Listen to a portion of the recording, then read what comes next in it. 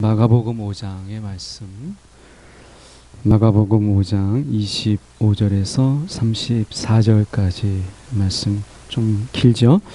25절에서 34절까지 말씀인데요. 제가 있는 성경으로는 신약성경 61쪽 말씀입니다. 25절에서 34절까지 말씀 제가 봉독합니다. 12해를 혈루증으로 알아온 한 여자가 있어 많은 의사에게 많은 괴로움을 받았고 가진 것도 다 허비하였을 때 아직 효염이 없고 도리어 더 중하였던 차에 예수의 소문을 듣고 무리 가운데 끼어 뒤로 와서 그의 옷에 손을 대니 이는 내가 그의 옷에만 손을 대어도 구원을 받으리라 생각함일러라. 이에 그의 혈루 근원이 곧 마름에 병이 나은 줄을 몸에 깨달으리라.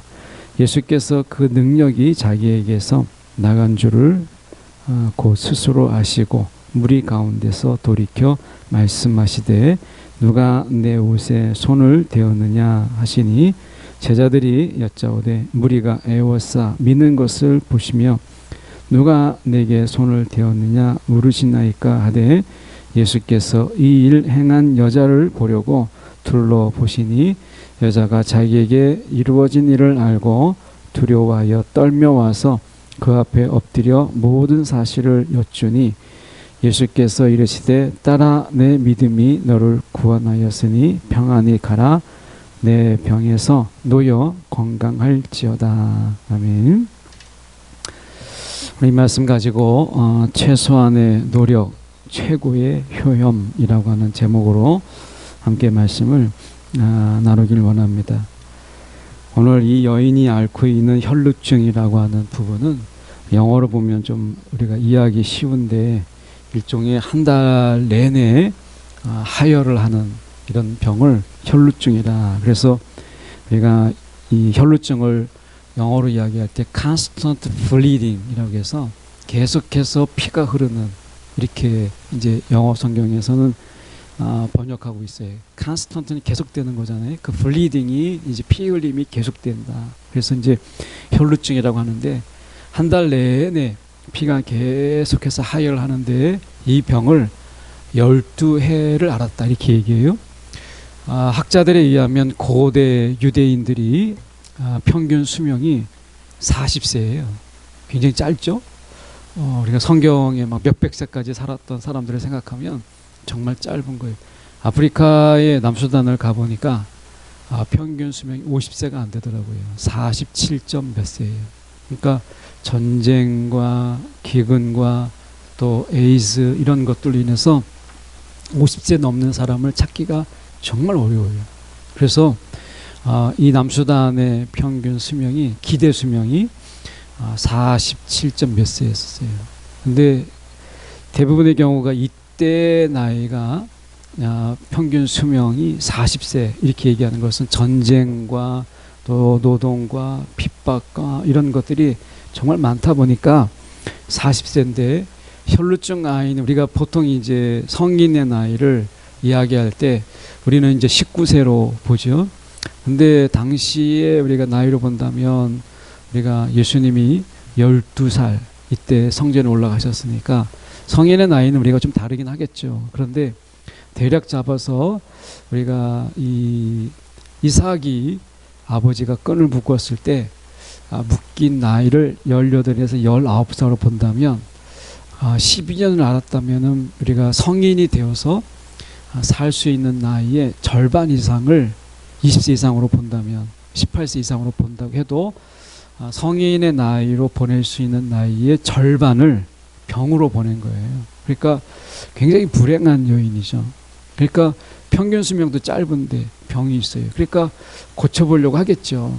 그래서 어떻게 됐냐면 오늘 말씀 속에서 보시면 25절부터인데 거기에 보면 26절에 많은 의사에게 많은 괴로움을 받았다 라고 하는 것인데 당시의 의사는 지금처럼 돈은 좀 벌었어요. 의사들이. 근데 이때 당시의 의사는 신분이 거의 종인 경우가 많았어요. 그런데 종인데 돈벌이가 되는 이게 의사였어요. 그러니까 여러 의사에게 찾아갔겠죠. 여러 의사에게 찾아가서 자기의 수치를 보여야 되는 거죠. 여자이니까. 그러니까 자기 수치를 보이면서 병이 낫기를 했는데 괴로움만 당한 거예요. 막 이 약도 쓰고 저 약도 쓰고 여러 가지 방법을 막 동원하지 않았겠어요? 그러니까 수치와 부끄러움과 또는 이런 어떤 괴로움을 당하면서 돈은 다 썼어요. 그래서 그가 가진 모든 돈을 다 허비했다. 이렇게 얘기하잖아요. 가진 것도 다 허비했다. 그런데 아무 효용이 없이 오히려 더 중하해졌다. 이렇게 얘기해요. 그러니까 12년의 삶 속에서 굉장히 어려운 거죠. 근데 당시에도 그렇지만 지금도 그렇잖아요. 지금도 뭔가 질병이 있다. 고칠 수 없는 난치병이 있다라고 하는 것은 단순하게 육체의 병으로 끝나는 경우가 거의 없어요. 사회적이면서도 경제적인 문제로 바로 직결되잖아요. 그러니까 혈루증 앓는 여인이 한 달 내내 이렇게 내내 하혈을 하면 일을 어떻게 하겠어요? 경제적인 부분 속에서 일단 타격이 오고요. 사회적이면서 종교적인 이유로 이런 여인은 부정한 여인이에요. 그래서 많은 사람들이 있는 곳에 내가 부정하다 하고서 지나가야 되는데 그럴 수가 없잖아요.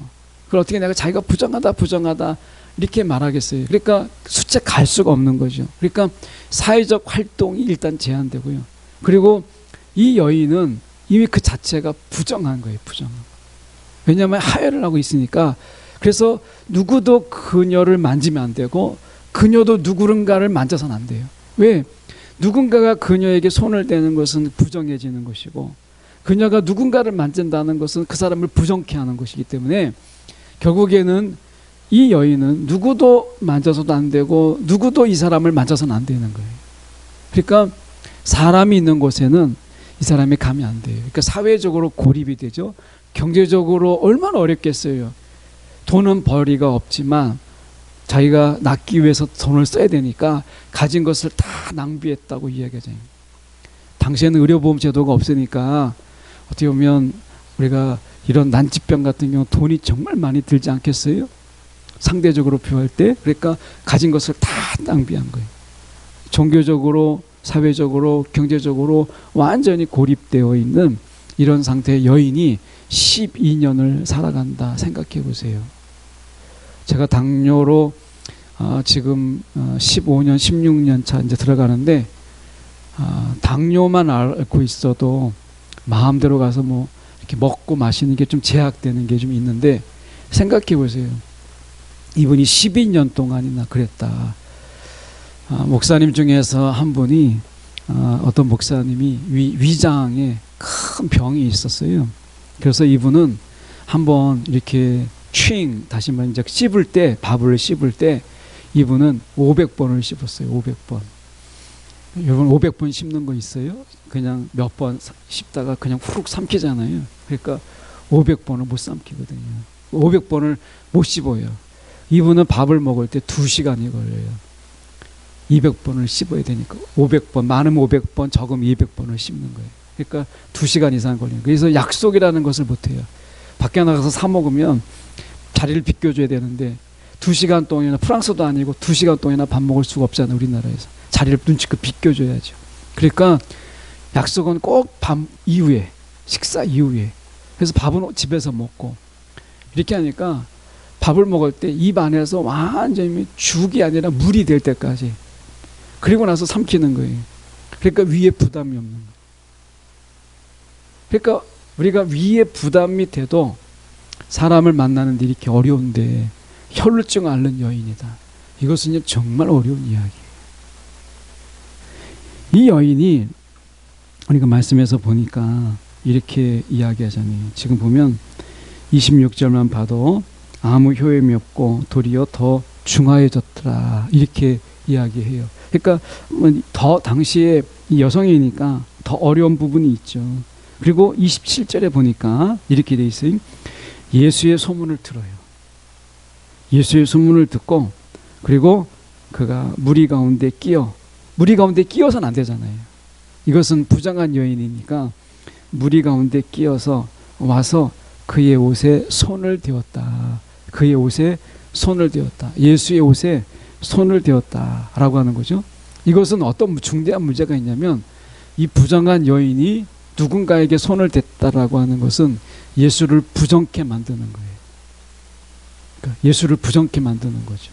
그러니까 이것은 어떻게 보면 율법을 어기는 것이고, 그리고 예수님이 어떻게 보면 지금 우리가 생각해 보면 이런 거잖아요. 여러분이 이게 흡사 뭐와 같으냐면 지금은 대선 국면이잖아요. 그런데 여러분이 코로나 확진됐어요. 확진됐는데 여러분이 코로나 확진된 여러분이 이제 어디 가면 안 되잖아요. 많은 사람들이 있는 곳에 더 가면 안 되잖아요. 그런데 대통령 후보에게 가서 여러분이 코로나를 확진시켰어요. 막 전염시켰어요. 그 사람은 어떻게 해야 돼요? 격리가 돼야 되잖아요. 이 중대한 시국에 격리가 돼야 되고 사람들을 만날 수 없는 선거에 엄청난 지장을 주는 거잖아요. 그러니까 지금 예수님에게 이 손을 댔다라고 하는 것은 예수님이 결국 모든 사역을 중단하고, 이 상황이 되면 예수님은 모든 사역을 중단하고 그리고 자기의 부정한 걸 씻기 위해서 목욕을 해야 돼요.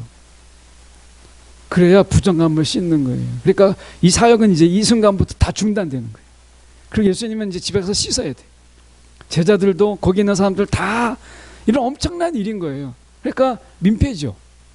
근데 이 여인이 예수님의 옷을 대었다라고 하는 것을 생각할 때 예수님은요, 옷을 댔다라고 하는 부분 속에서 예수님의 반응을 우리가 잘 봐야 돼요. 예수님의 반응이 어땠는가라고 하는 부분을 우리가 좀 봐야 되는데, 성경에서 우리가 좀 하나님의 연민을 나타내는 여러 단어들이 있어요. 근데 중요한 단어 중에 하나가 라캄이라는 단어가 있어요. 그러니까 하나님의 연민, 불쌍히 여기는 이런 마음 중에서 하나님이 이 라캄이라고 하는 이 히브리어가 있는데, 이 라캄은 어떤 의미가 있냐면 여성의 자궁을 의미해요. 라캄이라는 말이 이게 하나님의 연민인데, 이게 왜 자궁이냐, 라캄이 하나님의 연민을 왜 자궁으로 표현했을까라고 얘기했을 때 이것은 무엇이냐면 하나님께서 이 어머니가 여러분이 아이를 이렇게 가지게 되면, 여성이 아이를 가지게 되면 내 속에서 자궁 안에 있는 아이에 대한 이 모든 신경과 생각과 마음이 다 그 아이를 향해서 가요. 그래서 그 아이가 혹시 다치지 않을까, 그 아이가 혹시 위험하지 않을까, 모든 신경이 다 그리 가요. 그러니까 하나님의 연민을 자궁에 표현하는 것은 어머니가 자궁 속에 있는 아이를 대하듯이 모든 신경과 마음을 거기에 기울이는 것을 하나님의 연민이다. 락함은 그런 뜻이에요. 지금 예수님께서 지금 보시면 30절로 건너가서 잠깐 볼까요? 중간에 보면, 건너뛰고 보면 예수께서 그 능력이 자기에게서 나간 줄을 스스로 아시고 무리 가운데 누가 내 옷에 손을 대었느냐 이렇게 물으시잖아요. 그러면서 31절에 보면 막 서로 누가 밀지 모르는데, 그러는 가운데서 누가 내 옷에 손을 대었느냐라고 하는 이 질문이 하나님의 연민을 느끼셨다는 거예요. 하나님의 연민. 다시 말하면 이 여인에 대한 느낌이 달랐다는 거죠. 사람들이 그냥 밀쳐서 손대는 정도가 아니라 이 12년 동안 혈루증을 앓는 여인에 대해서 예수님께서 느낌이, 몸으로 느끼시는 게 달랐다라고 하는 것을 이야기하는 거예요. 그러니까 단순히 손을 댄 것이 아니라 자신을 고칠 수 있다라는 믿음을 가지고, 지금 보면 이 여인이 손을 댄 것은 지금 그렇게 이야기하잖아요. 지금 보면은 그가 이야기할 때 뭐라고 얘기하냐면, 그가 28절에 이는 내가 그의 옷에만 손을 대어도 구원을 받으리라 생각함일러라. 옷에 손을 대어도, 손만 대어도 내가 낫겠구나 이 생각을 했다는 거예요. 그 생각 때문에 다른 거 아무것도 보지 않고 그냥 예수님의 손에, 옷에 손을 댄 거예요. 때로는 무모하기도 하죠. 어떻게 보면 믿음이라는 게 그런 거예요. 믿음의 행동이라는 게 막 율법도 생각하고 저 사람도 배려하고 내 생각도 좀 해야 되고 많은 사람들의 생각도 해야 되고 이런 게 아니에요. 믿음은요, 때로는 이렇게 무모하면서 단순해요. 그러니까 내가 나을 수만 있다면, 내가 옷을 대서 정말 나을 수 있을 것 같으니까, 이 확신이 있으니까 부정하다 하지 않고 내가 손을 대면 예수가 부정해지는데 예수님께서 손을 대도록 놔두셨다는 거예요. 이 점이 중요합니다. 예수님이 손을 댄 걸 아셨다면 손을 댈 줄을 몰랐을까요? 다시 한번 질문할게요. 예수님께서 누군가가 이 여인이 손을 댄 것을 아셨다면 예수님께서는 이 여인이 손을 댈 줄을 모르셨을까요? 정말? 그랬다면 예수님은 신이 아니죠. 예수님께서는 이 여인, 혈루증 앓는 여인이 자기에게 손을 댈 것을 아셨어요. 그래서 이 자리에 가신 거예요. 이 자리에 정말 포커스는 누구냐? 이 혈루증 앓는 여인이에요.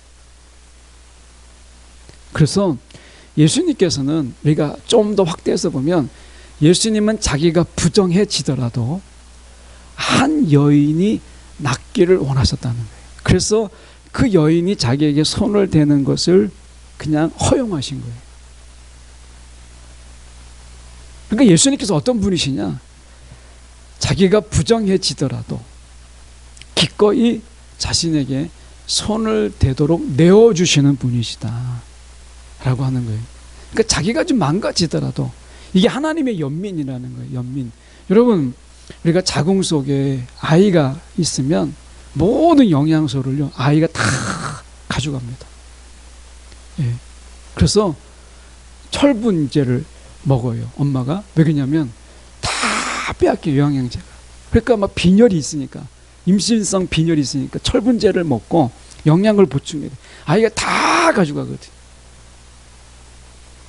실제로 우리가 보면, 우리가 여러분을 낳은 어머니들이 여러분을 그냥 금방금방 낳은 것처럼 보이지만 실제로 여러분 아이를 출산한다는 것이 여러분 우리가 생명학적으로 볼 때는 굉장히 위험한 일이라는. 그래서 실제로 우리가 그 통계가 구체적으로 우리가 느껴지지 않아서 그렇지, 아이를 출산하다가 여러분 그 엄마가 사망하는 경우가 참 많아요. 목숨을 걸고 낳는 거예요. 목숨을 걸고. 예, 이게 사랑이 아니면 어려운 거예요. 사랑이 아니면. 그러니까 예수님께서 자신이 부정해질 것을 알지만 예수님께서 그가 손을 댈 것을 기다리셨던 거고, 그 손을 대는 순간 그에게 능력이 나가는 것을 알고, 이것은 사랑의 권능이죠. 사랑의 능력이에요. 예수님의 사랑의 능력으로 그가 치유한 것이죠. 그러니까 말씀 속에서 우리가 보면 이 하나님의 연민, 어떻게 보면 그 한 어머니가 그 아이를 향해서 가지고 있는 모든 그 사랑이 예수님께서 보이셨던 것이죠. 그래서 우리가 이 연민을 이 여인에게 느끼셨다는 거죠. 12년 동안 생각해 보세요. 여러분이 불쌍하지 않아요? 한 사람의 인생이 여러분 12년 동안 뭐 제대로 한번 해보지 못하고 혈루증을 앓는 여인 속에, 질병 속에 살다가 그냥 12년을 보냈다는 거예요. 여러분 쉽게 말하면 여러분이 병원에서만 12년을 보냈다고 생각해 보세요. 어디 나가지도 못하고 그냥 누가 찾아오면 볼 수 있고 여러분 나갈 수 없는 삶을 12년 동안 살았다고 생각해 보세요. 제가 신방하는 중에 정말 어려우신 분이 세무서에서 만나신 분이신데, 그 세무서에 만난 그분의 어머니가 과장님이셨는데, 그 어머니가 이 요양병원에 계셨어요. 요양원에. 근데 치매가 계시고 하니까 돌볼 사람이 없으니까 머리도 참 곱고 한데 딸을 기억을 못해요. 딸을 몰라다 보는 거예요. 근데 그 병원에 제가 요양원에 신방을 갔는데, 그 어머니께서는 이제 가신 지 거의 한 1년, 2년 됐을 때 신방을 갔는데, 제일 오래되신 분이 15년을 요양병원에 계신 거예요. 요양병원에 15년을. 그러니까 15년 동안 감옥 아닌 감옥에서 요양병원에서 살다가 결국엔 돌아가시는 거예요. 지금은 요양원이요, 지금 필수 코스로 되어 있잖아요. 필수 코스. 여러분 언제 여러분도 요양원에 갈지 아무도 몰라요. 요양원이 마지막에 이 삶을 마치는 데 있어서 필수 과정이라고 한다면 여러분 생각해 보세요. 10년, 15년을 그 속에서 살다가 돌아가시는 거예요. 요양은 안 고치고 여러분 주님의 부르심을 받는 것만도 여러분 복이 될 정도로 지금 그런 상황이에요. 그러니까 12년 동안 알았다는 거예요. 뭐 하나 해볼 수 있는 게 아니잖아요. 그러니까 하나님이 얼마나 그를 불쌍히 보겠어요. 예수님께서 그를 볼 때 너무나 불쌍한 것이죠. 그런 가운데서 예수님께서 이렇게 말씀하세요. 34절에 놀라운 반절이 있잖아요. 보면 예수께서 이르시되 딸아 내 믿음이 너를 구원하였으니 이렇게 얘기하잖아요. 딸이라고 이야기해요. 우리가 예수 그리스도를 믿음으로 인해서 우리는 하나님의 권속이 되는 이런 어떤 하나님의 자녀가 되는 권능을 얻죠. 하나님의 자녀가 되는 권세를 얻어요. 그러니까 지금 여기서 말씀해서 그의 믿음이 예수에게 내가 옷을 대기만 해도 나을 것이다 라고 하는 이 믿음이 그를 구원하였다. 딸이라고 얘기하죠. 하나님의 자녀로 이야기하잖아요. 예수님이 하나님의 자녀로서. 그는 어떤 사람이었어요? 하나님 근처에 나올 수도 없는 하나님께 저주받은 자였어요. 어쩌면 이 여인은 하나님을 하나님이라 부르는데도 그가 감히 부를 수 없는, 하나님을 하나님이라 부를 수 없고 하나님을 아버지라 부르는 것은 정말 생각하지도 못했던 그런 여인이었죠. 왜요? 저주받은 여인이라 생각하지 않았겠어요? 12년 동안 혈루증을 앓는 여인이니까. 하나님이 나를 정말 사랑하나? 하나님이 나를 정말 알고 있나? 그런데 예수님께서 딸이라고 불렀어요. 아마 이 속에서 엄청난 감동을 얻었을 거예요. 딸, 하나님의 내가 자녀가 되다니, 내가 하나님의 권속이 되었다, 자녀가 가족이 되었다. 이게 얼마나 감동이 되지 몰라. 늘 이 여인은 주변인이었어요. 늘 아웃사이드였어요. 밖에서 배회하고 밖에서 방황하고 늘 각 중심에 들어가지 못하는 이 여인이었어요. 근데 예수님께서 딸이라고 이야기하죠. 주변인이 이제 중심인 사람이 된 거예요. 하나님께 가장 소중한 자가 된 거예요. 가장 하나님부터 멀리 있던 여인이 딸이라고 부모님께서 부르심을 통해서 가장 가까이 있는 자가 된 거예요. 그리고 말씀합니다. 구원하였으니 평안히 가라. 내 병에서 놓여 건강할지어다 라고 말씀하시는 거예요. 치유된 거죠. 그런데 치유가 언제 있었어요? 지금 이때 있었던 게 아니죠. 지금 보시면 우리가 말씀해 보면 우리가 말씀 속에서 29절을 보십시오. 이에 그의 혈루 근원이 곧 마름에 병이 나은 줄을 몸에 깨달으느니라. 이렇게 돼 있어요. 지금 병이 나은 건 29절이에요. 29절에 이에 그의 혈루 근원, 혈루증의 그 근원이 마르게 되었고 병이 나은 줄을 몸이 깨닫게 되었다는 거예요. 이제 병이 나은 거는 29절이에요. 그런데 예수님은 지금 34절에 이미 병이 나았는데 내 병에서 놓여 건강할지어다 라고까지 이야기해요. 그러니까 29절은 병이 낫는 데서 끝났어요. 그런데 34절에는 건강의 회복을 이야기하고 있다라고 하는 것이죠. 예수님께서 말씀하시는 이 내용이 우리가 무엇이냐면 33절을 잠깐 볼까요? 여자가 자기에게로 이루어진 일을 알고 두려워하여 이렇게 되어 있어요. 두려워하여. 이것은 포베오마이라고 하는 이 말인데요. 헬라어로 이 포베오마이라고 하는 것은 그냥 두려운 게 아니라 두려우면서 동시에 경외감을 갖는 이것을 포베오마이라고 해요. 그러니까 어떻게 보면 자기에게 지금 이루어진 일들을 보고 이게 너무 놀라운 거예요. 그러면서 그가 두려우면서도 경외감을 갖는 이 포베오마이라는 단어를 쓰고 있는데요. 이 두려움은 믿음의 산물이에요.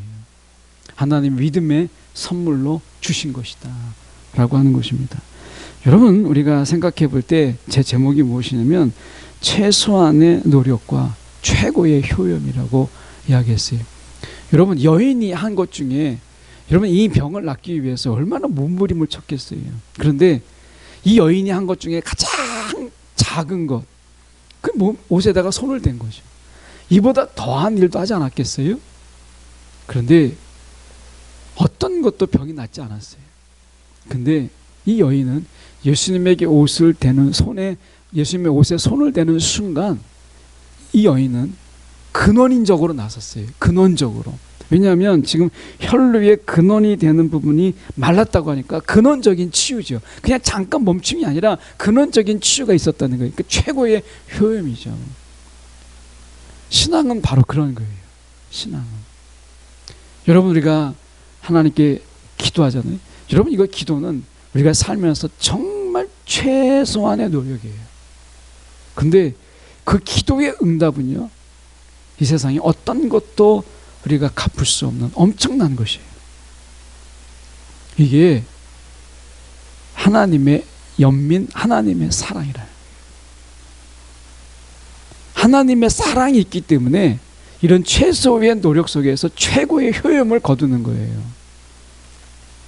그러니까 믿음 이전에 뭐가 있었다는 거예요? 믿음 이전에 하나님의, 주님의 연민이 있었다. 그 여인에 대한 연민이 있었다 라고 하는 거예요. 그 위에 믿음이었다는 거예요. 믿음 전에 뭐가 있었어요? 주님의 기다림이 있었고, 주님의 연민이 있었고, 주님의 사랑이 있었고, 주님의 그런 긍휼이 있었다는 거예요. 여인의 믿음을 보면, 여인의 믿음을 보면 이것도 작지 않죠. 그런데 여인의 믿음만 보는 게 아니라 하나님의 연민, 예수님의 그 기다림을 봐야 돼요. 왜? 이 여인이 있기 전에 그 길을 가신 이가 주님이시고 그의 기다림이 있었다는 거죠. 이것을 통해서 믿음은 있는 거예요. 자, 여러분, 여기서 우리가 생각해 볼 수 있는 게 뭐냐면, 여러분, 우리의 믿음을 기다리신다는 거예요. 우리의 믿음의 행위를 오늘도 주님은 기다리세요. 왜 기다리세요? 그것을 효험이 최고가 될 수 있도록 하나님은 기다리시는 거예요. 주님의 기다림이 그거예요. 십자가라는 게 그거예요. 십자가가 뭐예요? 여러분, 십자가에서 내가 그리스도와 함께 죽었고, 자, 이거는 정말 내가 그리스도의 연합이라고 하는 속에서 내가 그리스도에 죽었는데 그 효용은 어때요? 영원하도록 주님과 함께 내가 사는 부활이에요. 세상에 이런 게 있어요. 내가 예수와 함께 죽고, 여러분, 내가 죽는다는 것이 어떤 열매가 있는 게 아니잖아요. 근데 우리가 예수 십자가 안에서 보면 내가 그리스도 안에서 내가 죽고, 그 효염이라고 하는 것은 영생하도록 내가 주님과 함께 하는 거예요. 여러분, 이런 죽음이 어디 있어요? 이런 죽음은 없어요. 십자가에서만 가능한 거예요. 오늘 우리의 삶을 최고로 극대화시키기 위해서 우리를 기다리시는 주님, 이게 주님의 사랑이고 이게 십자가의 사랑이라는 거예요. 여러분, 여러분이 기도하는 것 같고, 여러분이 믿음을 가진 것 같고, 여러분이 뭐한 것 같이 보이지만, 여러분, 그 전에 주님의 기다리심, 주님의 사랑, 주님의 연민이 우리 가운데 있다는 거예요. 여러분, 저는 이 여인이 이렇게 생각해 봐요. 여러분, 이 여인은요, 그렇게 막 대단하게 우리가 어떻게 보면 대장부 이런 건 아니에요. 마음이 참 여린 사람이에요. 왜냐하면 보십시오. 지금 그가 33절에 자기에게 이루어진 일을 알고 두려워하여 떨며, 막 그렇게 용기가 백배하거나 아니면 용기가 막 가상하거나 이런 사람이 아니에요. 여린 사람이에요. 생각해 보세요. 혈루증을 12년 알면, 여러분, 병이 여러분 가운데 길면 사람의 마음이 약해져요. 이미 약해질 대로 약해진 여인이고, 어떻게 보면 이 여인은 사실 그렇게 용기가 많은 사람이 아니에요. 그런데 이 여인을 움직이게 한 게 무엇이냐면 믿음이었어요. 믿음. 이 믿음이 그를 움직이게 한 것이죠. 여러분, 말씀해 보시면 이렇게 돼 있잖아요. 지금 보시면 47절에 예수의 소문을 듣고 무리 가운데 끼어, 이게 엄청난 용기예요. 이 여인이 볼 수 있는, 어떻게 보면 최고의 용기라고 볼 수 있어요. 뒤로 와서 가만히 예수의 손에, 예수의 옷에 손을 대었다라고 하는 것이죠. 그런데 여러분, 능력이 나갔어요. 치유가 되었어요. 여러분, 이거 우리가 못하나요? 이거 할 수 있지 않나요? 아마 여러분이 정말 아픈 사람이라면 저는 이걸 할 수 있다고 봐요. 앞에 나와서 내가 아픕니다. 보통 우리가 치유사역 할 때 어떻게 해요? 여러분, 치유사역 할 때 아픈 사람 다 나오십시오. 그래서 무대 앞에 올라옵니다. 그리고 병이 나오면 내가 어떤 사람이었다, 내가 어떤 병이 있다, 나를 위해서 기도해달라, 이렇게 이야기하고 하잖아요. 근데 이 여인은 뒤에서 왔어요. 뒤에서 와서 예수님이 올 때 손을 대었어요. 여러분, 이거 할 수 있는 일이잖아요. 할 수 없는 일로 인해서 기적이 일어나는 게 아니라 할 수 있는 일인데 예수님께서는 그 일을 통해서 기적을 베푸셨다는 거예요. 오늘 주님이 우리 가운데 할 수 없는 일로 여러분의 믿음을 보이라 이렇게 말씀하지 않으세요. 할 수 있는 일로 믿음을 보이라고 말씀하시는, 할 수 있는 일. 여러분이 할 수 있는 일을 통해서 믿음을 보일 수 있는 일이 무엇이 있어요? 그 일을 하라는 거예요. 믿음을 이야기하면 우리가 할 수 없는 일, 도저히 불가능한 일, 도저히 어려운 일, 이런 것을 통해서 나의 믿음을 보여드릴 것 같이 보이죠? 극한 지역에 가거나 극한 일을 내가 하거나 아니면 지극히 위험한 일을 하거나, 예수님께서 우리의 믿음을 보이라고 여러분 우리가 저 롯데타워의 맨 2층에 올라가서 다이빙하라고 이렇게 말씀하지 않으셨어요? 네. 우리의 믿음을 보이기 위해서 여러분 우리가 정말 위험한 곳에 가서 우리가 거기에 들어가라 이렇게 말씀하지 않으셨어요? 할 수 있는 일, 할 수 있는 일을 통해서 우리의 믿음을 보이라고 말씀하시는 거예요. 할 수 있는 일. 여러분이 할 수 있는 일 있잖아요. 여러분 책을 볼 수 있고 공부할 수 있고 여러분이 할 수 있는 일이 있어요. 그 일을 통해서 믿음을 보이라는 거예요. 그러면 주님께서 그 믿음을 보시고 그 믿음의 극대치를 우리 가운데 허락하시겠다는 거죠. 여러분 할 수 없는 일이 아니라 할 수 있는 일에 여러분 방점이 있어요. 우리의 믿음을 보일 때 어디서 보여야 되겠어요? 할 수 있는 일에 여러분 믿음을 보이시라는 거예요. 예를 들어서 우리가 하는 가지 생각해 본다면 예배가 될 수 있잖아요. 여러분 예배 드릴 수 있잖아요. 여러분 다 앉아 있잖아요. 근데 예배를 통해서 믿음을 보인다. 이게 뭐겠어요? 예배를 통해서 믿음을 보인다. 이 자리에 오는 거, 여러분 예배 드리고 영상 앞에 드리고 여러분이 이 자리에 앉아 있는 거 할 수 있는 거잖아요. 근데 예배를 통해서요, 믿음을 보이는 거 하나님이 기뻐하신다는 거예요. 여러분 예배를 통해서 믿음을 보인다는 게 뭐겠어요? 오늘 이 여인이 그걸 보여주고 있어요. 말씀해 보시죠.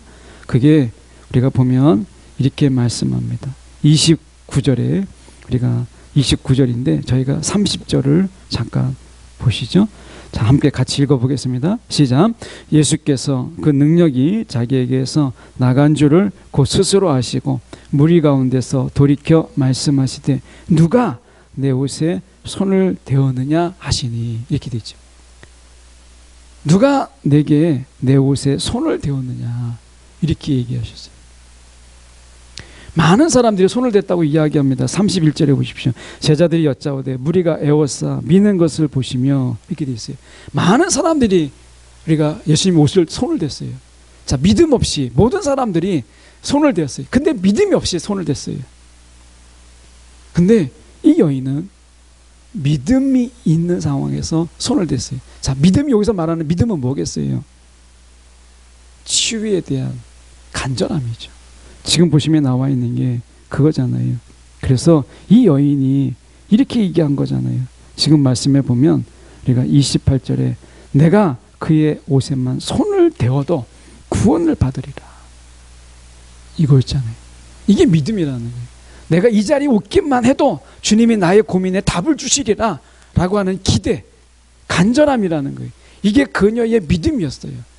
여러분 이 자리 가운데 왔을 때 오늘 내가 고민하고 염려하고 걱정하는 것들이 오늘 이 자리에 오기만 하면 하나님이 말씀해 주시겠지 하는 이런 기대가 믿음이라는 거예요. 내가 이 자리에 앉아 있기만 해도 주님이 나를 만져주시겠구나, 내가 정말 이 자리에 앉아 있기만 해도 하나님이 내게 은혜를 주시겠구나. 여러분 이 마음이 믿음이라는 거예요.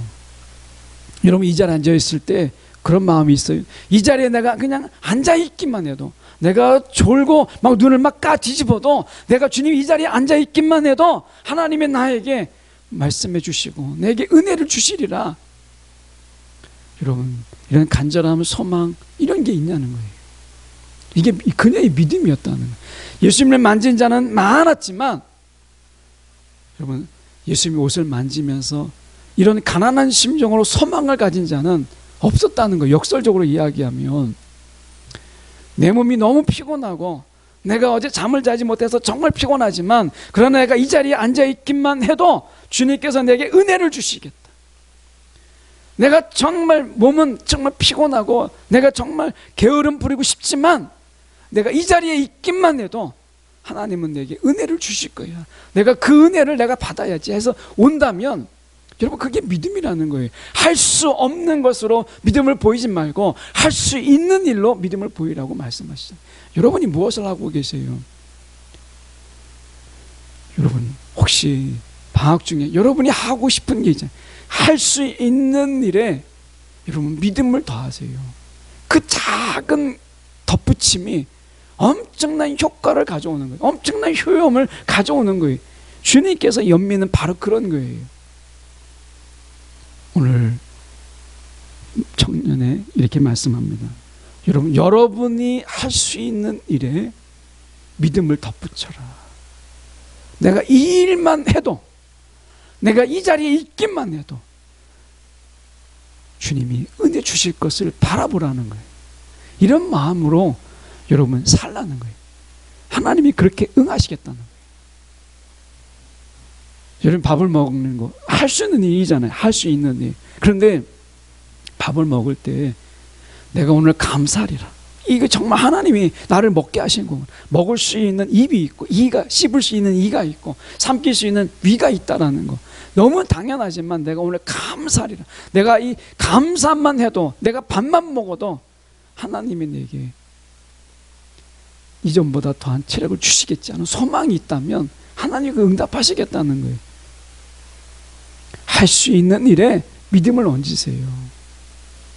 하나님이요, 우리가 생각지 못한 엄청난 능력을, 하나님의 사랑의 권능을 우리 가운데 보이시겠다 하는 것이 오늘 본문의 말씀이잖아요.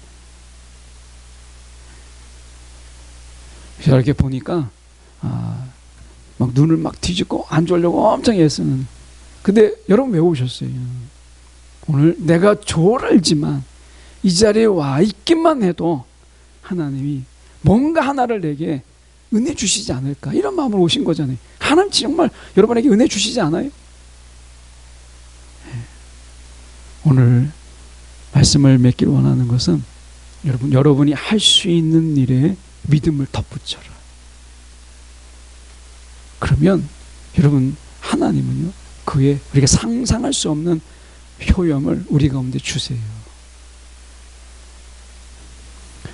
제가 농담으로 여러분이 존다 막 이렇게 눈을 까뒤집었다 이렇게 얘기하는데, 여러분 서로를 막 바라볼 필요가 없어요. 서로 막 눈을 까뒤집은 건 아니니까. 여러분, 오늘 우리가 여러분이 할 수 있는 일에 믿음을 덧붙이는 저와 여러분의 삶이 되기를 간절히 소망합니다. 기도하겠습니다.